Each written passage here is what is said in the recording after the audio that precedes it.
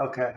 All right. Well, thanks everybody for attending. We have a very large audience today, and I'm very excited about that because this is a very, very important subject for any business, candidly, but it's also very important for our customers to be able to make sure they get the most out of TopBuilder and also the most out of their sales and marketing programs. So thank you for attending, or thank you for everybody that registered and is listening to the recording.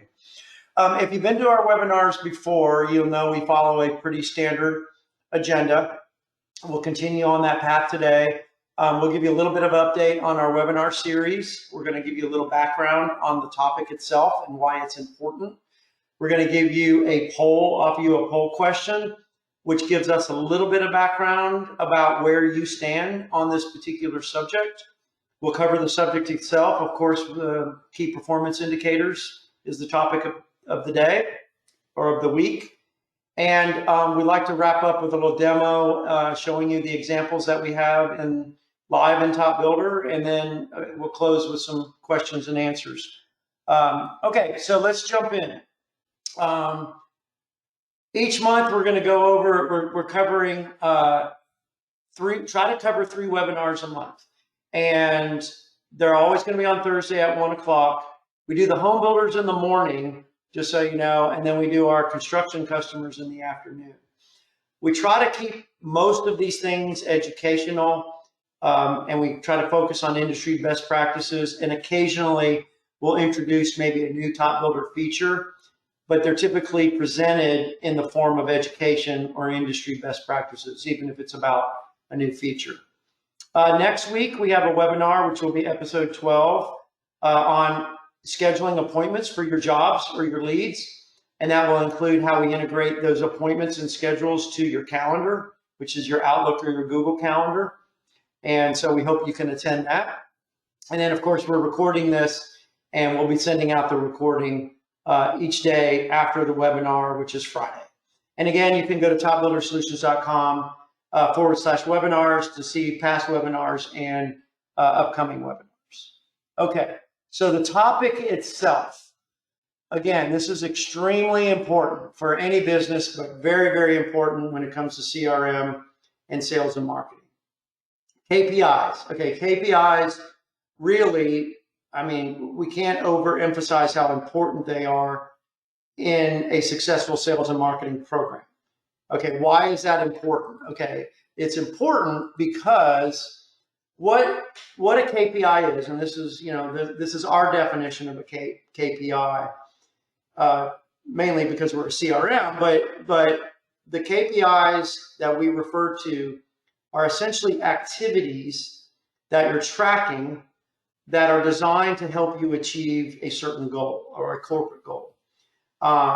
So you set a goal, a sales goal, and you're tracking the activities that help you accomplish that goal, in other words. What's also very important about KPIs in the way we describe it and the way we set it up is they're going to identify problems with your sales and marketing programs before it's too late. So in other words, you don't want to get to the end of the quarter or the end of the year only to find that, hey, we're not going to hit our sales numbers. We don't want that, and this is going to help you identify problems and react to them quickly. All right. Another very important part about the KPIs is they connect your teams, your marketing teams and your sales teams and your management teams, could be your owners or investors. You know, you're connecting them to try to achieve a common goal, which is, of course, sales. Now, this also helps, you know, the sales team see how the marketing teams are doing. The marketing team sees how the sales teams are doing. Everybody's working together the way we've defined these KPIs. And you'll see that when we show you the demo. One thing that we find very useful with these KPIs that I don't think people realize is it can become a communication tool to owners, investors, management teams. Even if you need to go borrow money for some reason, if you have these KPIs in place, you look organized and you have a plan on how you're going to achieve your revenue goals or your sales goals, which helps when you're communicating with owners, investors, or lenders, let's say. And similar to number 5, this is a good way to show your teams and your stakeholders where you're going, and most importantly, how am I going to get there? So if you say I've got 200, we're gonna get 200 sales this year, 200 new jobs this year, people may say, well, okay, that's great, sounds good, but how are you going to get there? The KPIs will show you that. Tracking KPIs can be very difficult, especially the way we present them. You need a lot of data, and you need real-time data to track your KPIs. And if you're going to get them real time and be able to respond to problems as they come up, as we show in number 3 above, you need a good tool to do that. And one of the things that we typically say in our webinars that we're going to repeat here again today, and that is when we do these things, we talk about these things, we use our own CRM, and we also follow these best practices. And this is another example of that. We go through the same exercise that we are going to go with you guys now in this webinar ourselves. We do the exercise, by the way, I think this is very important. We start this exercise in October for the following year. And that sets our budgets and our sales and marketing activities for the upcoming year. And again, we start that in October. So basically, the end of the 3rd quarter, we're starting to set our KPIs for the following year. We found that to be pretty good. Okay, so we're going to bounce over to the poll question. So, we got a lot of people today. This is wonderful. All right, so I'm going to fire up the poll question, and we only have one, and it's an easy one. And so I've launched the poll question. So what we're trying to get from you guys is, how are you currently tracking your KPIs? Are you tracking them manually or through Excel? And then are you tracking them in your CRM? And are you not tracking them? We had interesting results this morning, by the way. So we'll go ahead and give you some time. Half of you have voted. Oh, we had somebody change their answer. That's funny. Okay, keep going. We'll give it about 5 more seconds. All right, we'll close the poll now. All right. Okay, so 50% of you, it's a round number, 50% of you are tracking your KPIs either manually or in Excel. That's expected. 33% of you do not track your KPIs, and then 17% of you track KPIs in CRM. This is a good poll. And so we'll see if the way you're tracking them in your CRM matches up to what we're going to talk about today. But I'm happy that you're doing it one way or another, because it's very, very important. Okay, so let's go ahead and get into this. What we're going to do is we're going to start with a little bit of the background and a little bit of the approach that we take to establish our KPIs and start tracking them. We're going to walk through an exercise of KPI development. We're going to use real examples from the construction industry. Then we'll go through and we'll show you how you implement the KPIs in TopBuilder, and then how you track them. What do the reports look like? And of course, we're going to show this in a demo. Okay. So the background in the approach. How do we approach these things? Well, it certainly starts with a goal. It could be a broad goal, like 200 sales for the year. We're going to use that example. 200 awarded jobs for the year. But what's real important about that is what activities are going to get to that goal. You're going to have sales activities. You're going to track, quantities of leads, quantities of qualified leads. You're going to track maybe depending on the builder that you are, how many are coming in from your website, where they're coming from. But you're going to break your KPIs down into categories, starting with sales, which can be quantities or revenue. Another category is conversions. How well do we convert our leads through the funnel? It could be quotes to awarded jobs, or proposals to awarded jobs, or qualified requests for quotes to an actual proposal. You may screen them and determine that you don't want to move forward, but there's a conversion rate there that you'll be tracking. And then you're going to be tracking your marketing activities. This is, of course, the very top end of your funnel. What are the KPIs around that? How am I getting my leads? Where are they coming from? And are they converting to qualified leads? And then there's activities. Now, activities is a little odd, I guess, in a way, because they don't necessarily tie directly to a goal. But activities could be things like, how many networking events do I attend? How many phone calls, am I making? How many previous customers am I calling? They don't directly tie to the sales goals, but it is things people measure. We're not going to cover those here today, but a lot of people track those things. Okay. Now, of course, you'll set a goal. It could be an annual goal. Let's 200 new jobs this year, but a lot of businesses are seasonal. You may want to break that down into quarterly or monthly goals. That's perfectly okay. But the capability of doing that is there. But it typically needs to start with an annual goal. How much sales are we going to have this year, or how many jobs are we going to have this year? Okay. And then you may take some of these goals and break them down even further. Of course, you have your company goal or your corporate goal, but you may want to break it down into individual divisions, individual sales teams, individual people, or maybe even job type. Okay, fantastic. So let's move on. All right, so let's begin, and let's go through an exercise of developing our KPIs. What we're going to do is we're going to begin with a stated goal of 200 jobs this year, and we're going to use the data you have in your CRM. How am I managing my funnel year over year, month over month, quarter over quarter, even week over week? That's a little too granular. But what you're going to look at is your conversion rates and what your funnel looks like in the past. And this will give you an idea of how you can convert your leads in the future. Okay.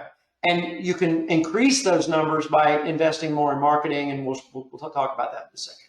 Okay. Let's move on to the example. All right. So this is a very simple example.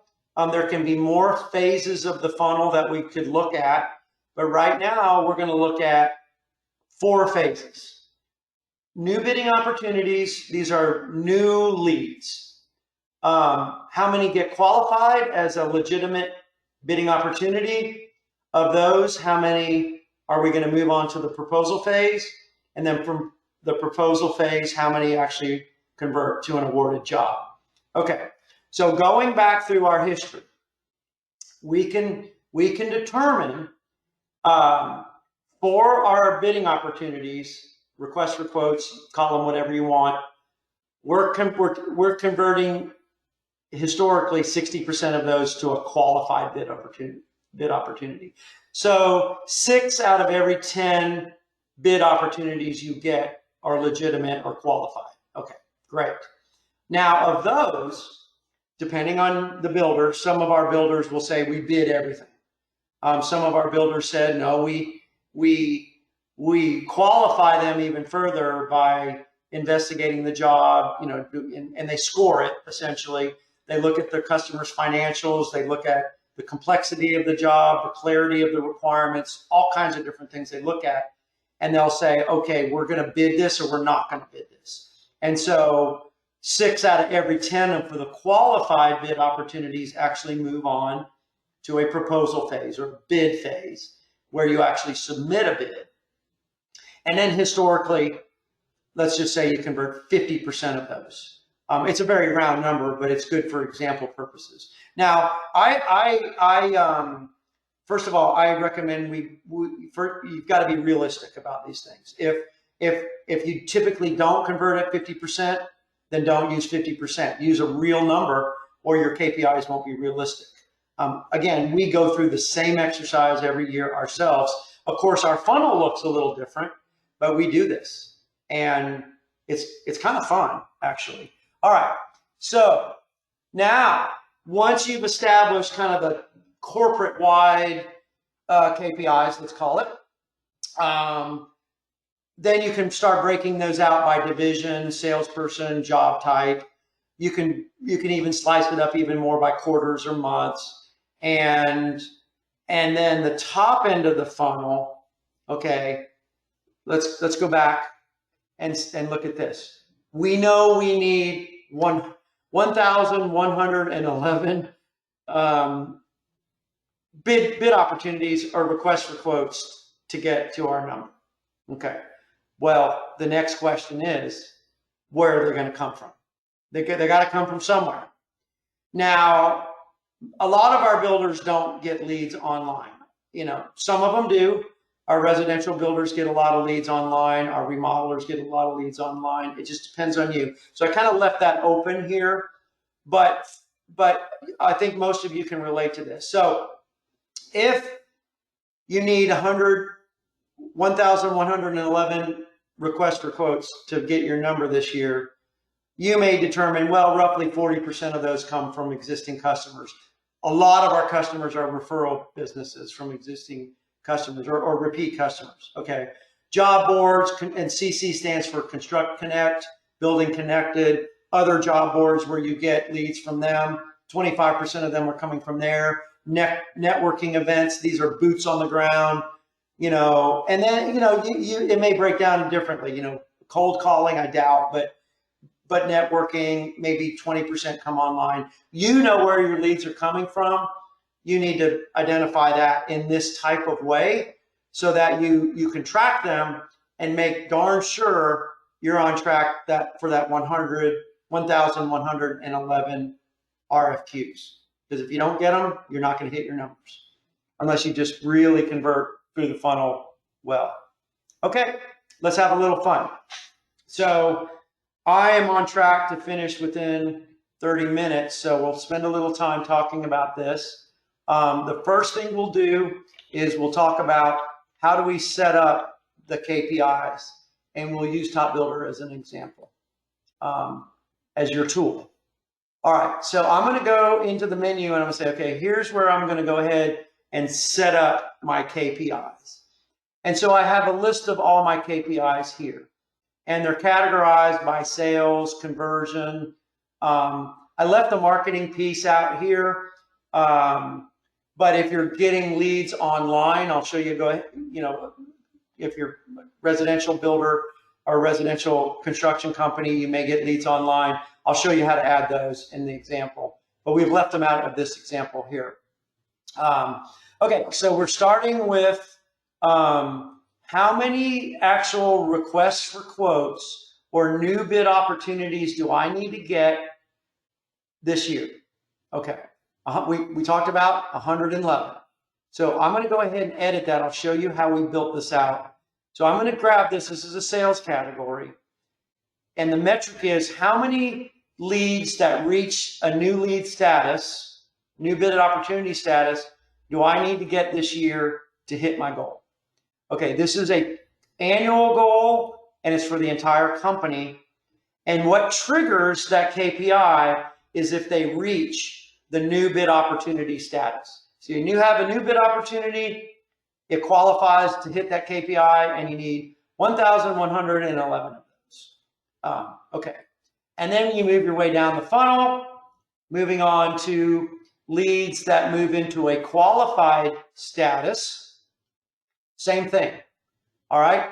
So I'm saying I need leads that hit a certain point in my funnel. It's an annual goal. It's a company goal. And it needs to hit a qualified bid status. We need 667 of those. And you can see it all the way down to the sale.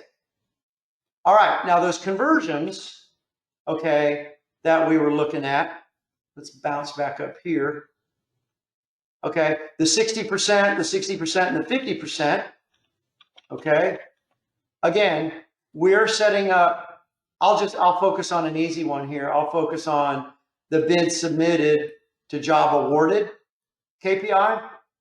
So I'm going to edit that and I say, okay, what am I tracking here? I'm tracking a conversion rate between two statuses or two sales phases. It's an annual goal and it's a company-wide goal.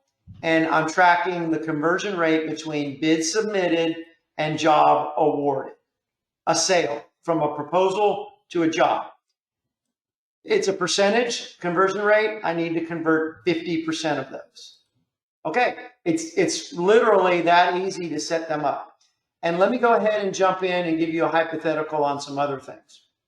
Okay, so let's say I want to track a online marketing KPI, and I want to track how many qualified leads do I get from my website, or not qualified leads, sorry, new leads do I get from my website. This is going to be an annual goal and a company-wide goal.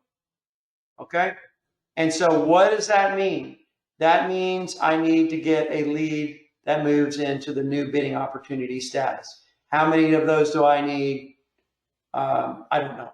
But it's a big number because your website's got to generate a lot of visitors to convert them to an actual lead. And historically speaking, that's a 4 or 5% conversion rate. So it's going to be a big number, but your website should be able to generate that number if you want to hit your goals. Hopefully this is making sense. And if it's not, we're here to help you with a follow-up if you have any questions, or if you want a demo, a one-on-one demo, we're happy to do that. Okay, so now that we've set up our KPIs, what I'm going to do is I'm going to jump over to the dashboard. Okay. And on my dashboard, it's empty. I cleared it out. And I'm going to go ahead and grab my KPIs. I want to move them over here because they're very important. And this is where you see your KPIs on your dashboard. And if you remember on one of the prior slides, one of the most important things that we're doing with these KPIs is we're tracking our progress to date. And that way we can react should we fall behind. So we're looking at 19% of the way through the reporting period. And by the way, if I change this over to quarters or month, that 19% will change. If I was monthly, well, we're only the third day into the month, so you're barely scratching the surface for a monthly KPI. But we're looking at an annual one right now. We're about 19% of the way through the year. And what this is telling me is I should have 214 new bid opportunities so far this year. I don't. I have 207. Okay. So I'm 90%, 97% of the way there, but not too bad. Okay. And then you work your way down the funnel. So I need 667 qualified bid opportunities, legitimate bid opportunities this year. I have 110 so far. I need 128. I'm starting to slip. I'm 86% of the way there, and you can see how this works all the way down the funnel. And then you can look at your conversion rates. Am I converting I always like to look at the bottom first, candidly. Am I converting my proposals or my quotes to a job at 50%, which is my KPI? And yes, I am. I'm at 51%. So good news. And then the others I'm converting better than expected as well. So that can compensate for some of these slippages here. But at the end of the day, this is where you want to be. I should say the end of the year, this is where I want to be. 200 new jobs. Okay. I hope that helps. Now, there's one other thing I'll show you real quickly. This is not going to apply to all of you, but for the folks who take leads online, residential construction companies, remodelers, service providers, we have a KPI tracking tool, and I'll move this one out of the way for you and move this one over. And this is to see how well am I doing generating leads from my online marketing. Okay, so remember how we identified that we would need,